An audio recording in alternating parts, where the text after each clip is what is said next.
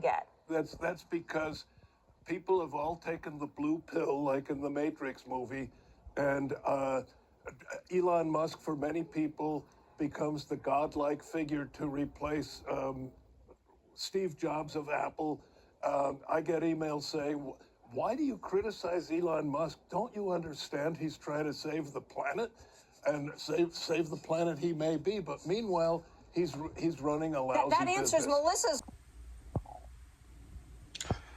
We focus today on the fact that General Motors announced that they will actually be spending between $35 and $40 billion by 2025 to take an EV lead away from Tesla. And they further added to that they would be increasing their share buyback to $5 billion from the remainder of $3.1 billion. And they announced that they're going to be doing a 9-cent dividend per share. So we wanted to sort of dive into this today, especially given all the work that they have to do to be competitive with Tesla. This is Greg for Teslafaninsight. Thanks once again for joining us. If this is your first time, welcome. If you're a repeat visitor, welcome back. We also want to thank our Patreon supporters. If you enjoy the show or like better ideas on investing and trading in Tesla, please join us. We also have classes, etc., if there's interest. Now, I came into this Tesla coverage about 5 years ago and was really surprised at sort of the powerful statements made by GM.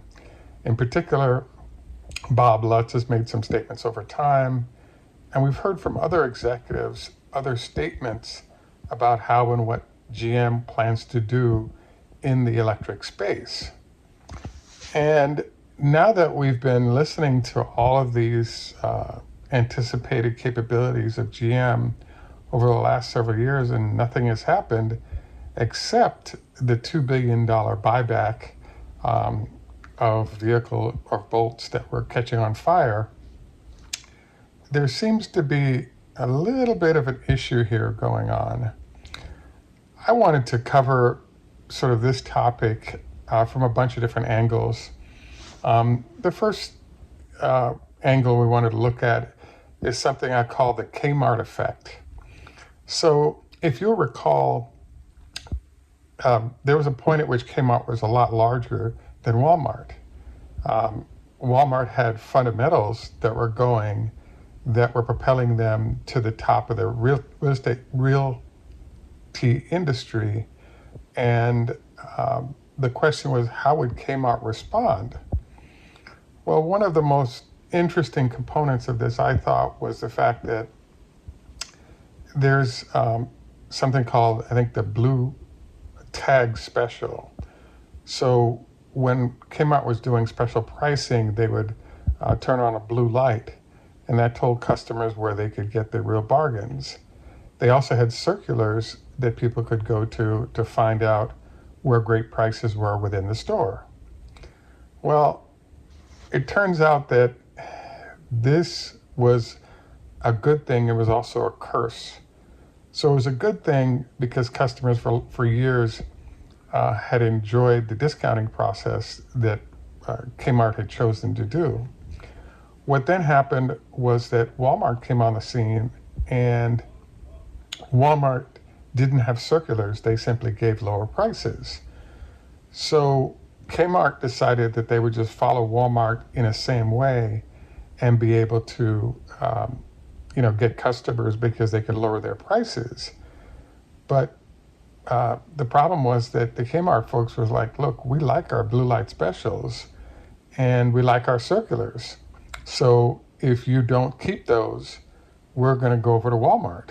Well, this is a brutal dilemma because they kept their circulars, could not lower their prices to meet Walmart, and therefore were pushed out of business because of the old line of business that had been developed.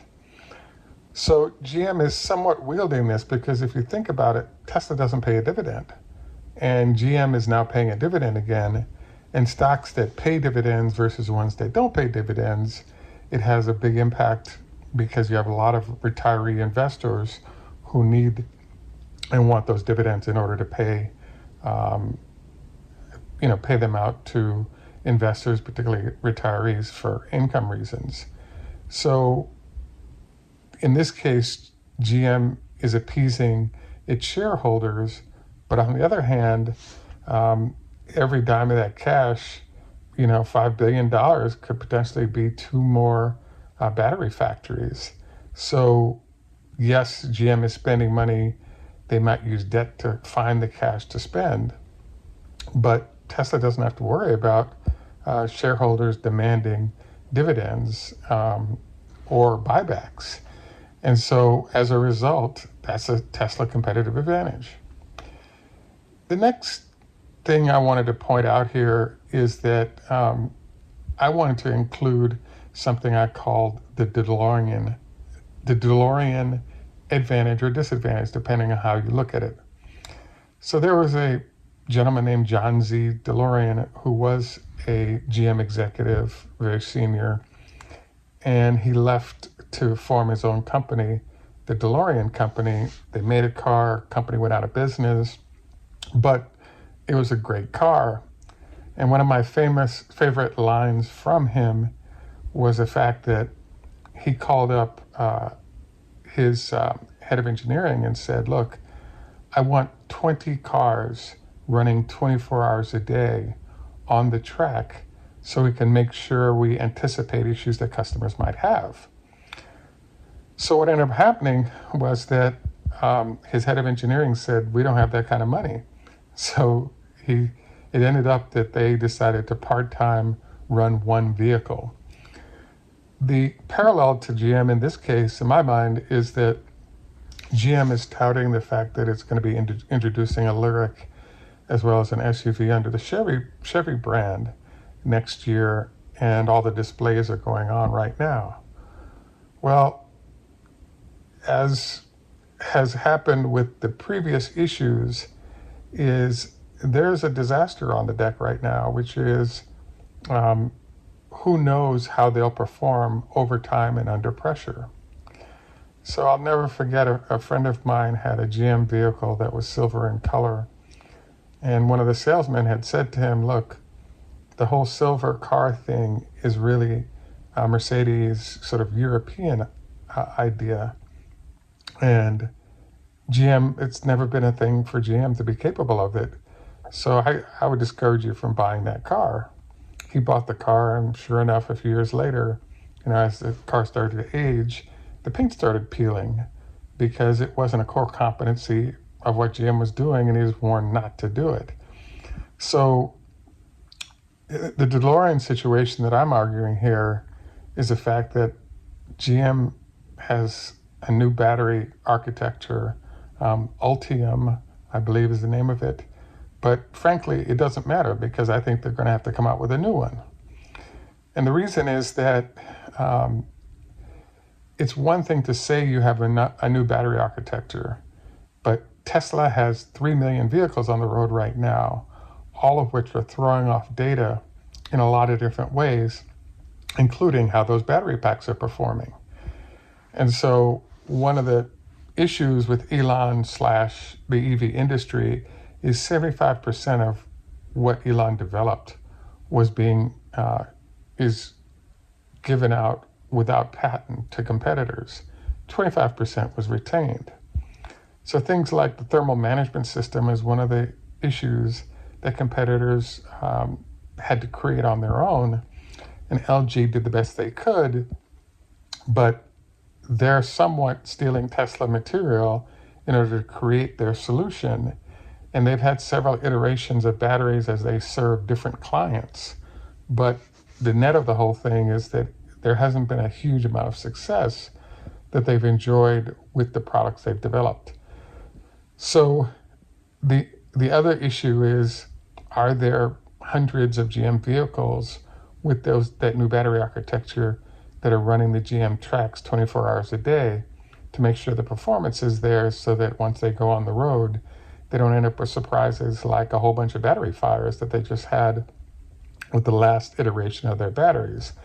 And frankly, they've done the best they can for the new design. It likely incorporates issues that they've had before being fixed. But what if there are new issues you don't know about? And so that's one of the challenges for customers as they buy these new products without a lot of track time or other types of time. There end up being surprises that you don't have where you're working with the best of breed in the form of Tesla. So I'm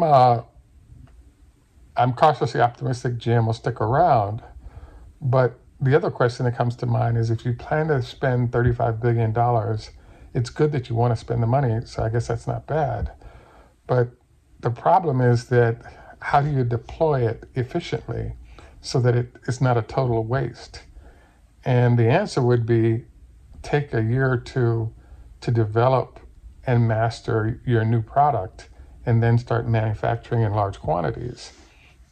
The challenge they have, though, is what if they don't have that kind of time? They have to make a decision and get products in the marketplace ASAP because everybody else, including Ford and Kia and others, have products that are selling successfully that they do not have in the marketplace.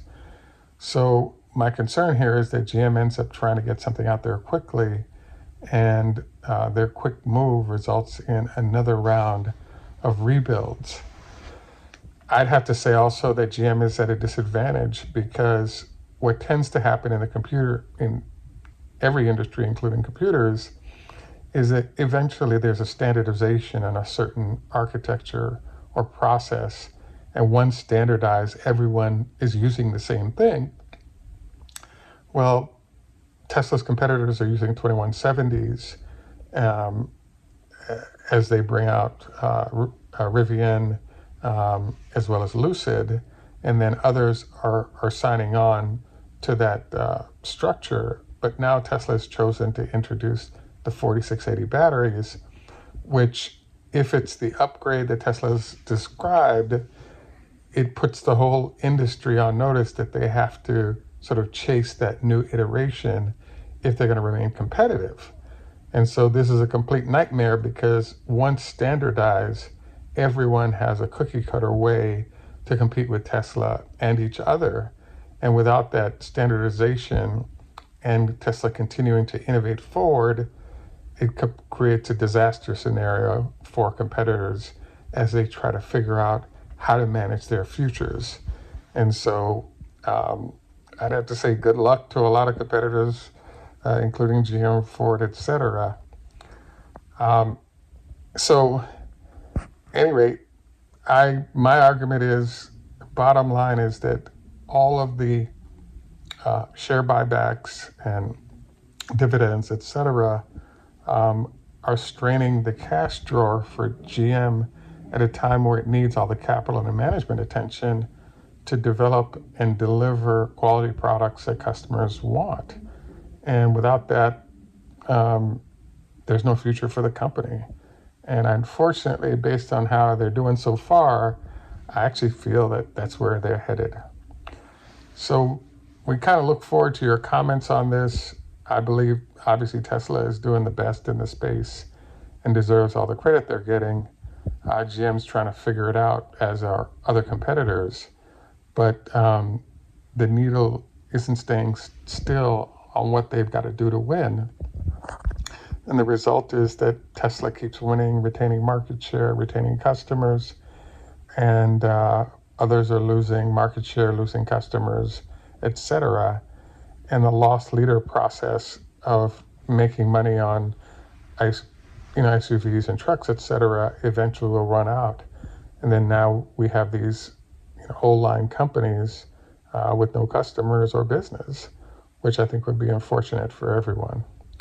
So we definitely look forward to your comments on this. This is Greg for Teslafaninsight. We also want to cover our health tips for today.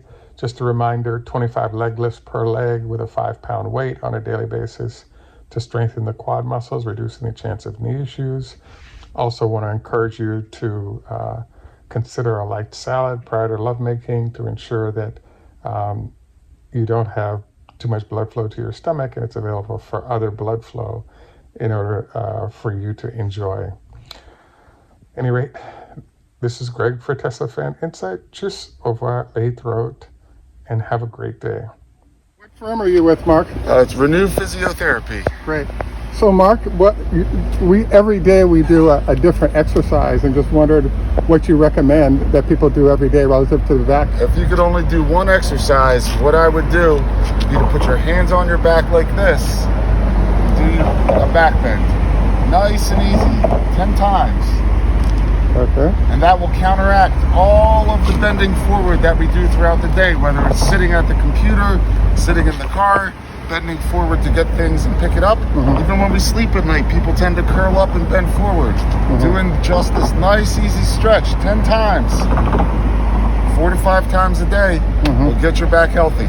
And your Renew Physiotherapy. Renew Physiotherapy. You also recommend the Cobra, where you're laying on your stretch would be great, where you're laying on the ground and you push on up like this. And that'll help stretch out your spine. Great. Yeah. Thank you very much, Mark.